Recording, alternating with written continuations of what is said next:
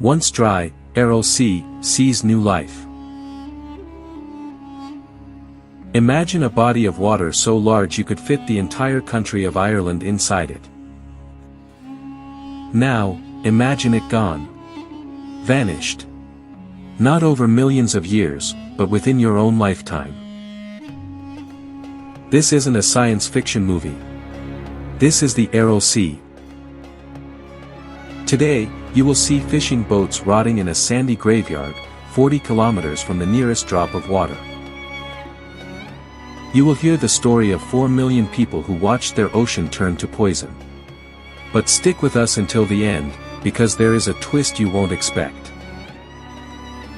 A small miracle where a dead sea is slowly coming back to life. This is the greatest environmental crime scene in human history. The Paradise of 1960.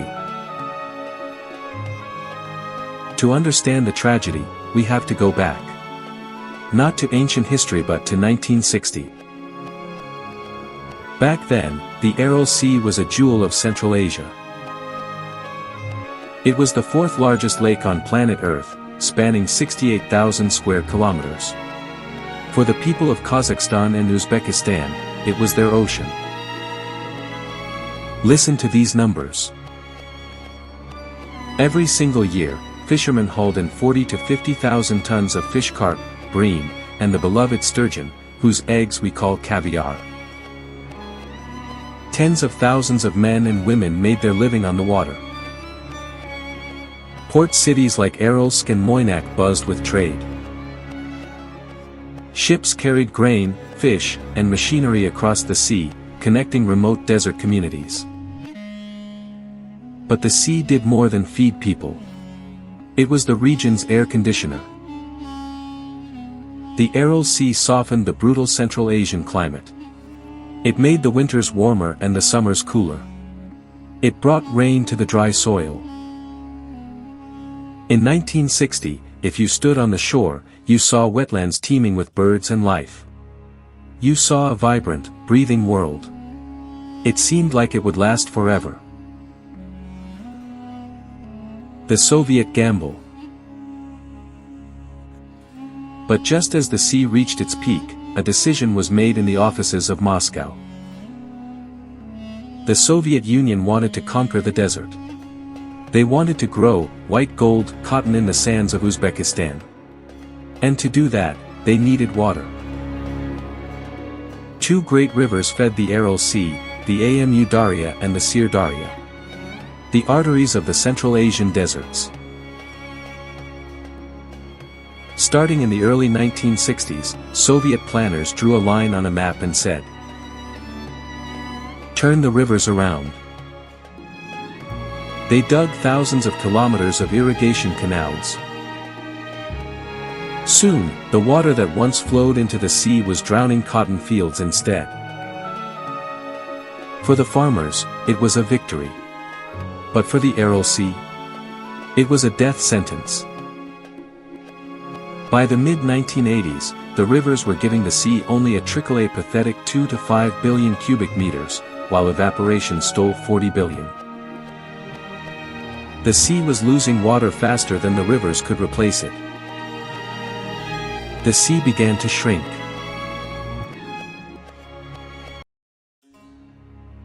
The collapse and the human cost. By 1989, the ocean had retreated so far that it physically snapped in half. The Aral Sea became two separate lakes, the small Aral in the north, and the large Aral in the south. By 2010, it was over. The sea had lost 90% of its volume. The surface area had collapsed by 88%. The water turned 20 times salter than the ocean. Everything died. Every native fish. Every bird.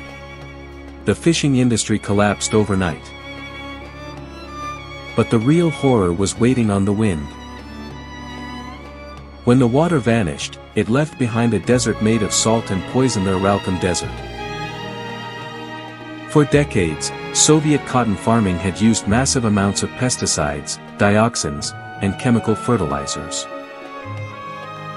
These toxins were absorbed by the sea. And when the sea dried up, all those poisons became dust. Today, toxic dust storms blow across the region. They carry salt, cancer-causing chemicals, and heavy metals. Listen to the human numbers. Infant mortality reached 10%. 1 in 10 babies died before their first birthday. Cancer rates rose tenfold. Tuberculosis deaths are 21 times higher than the 1960s.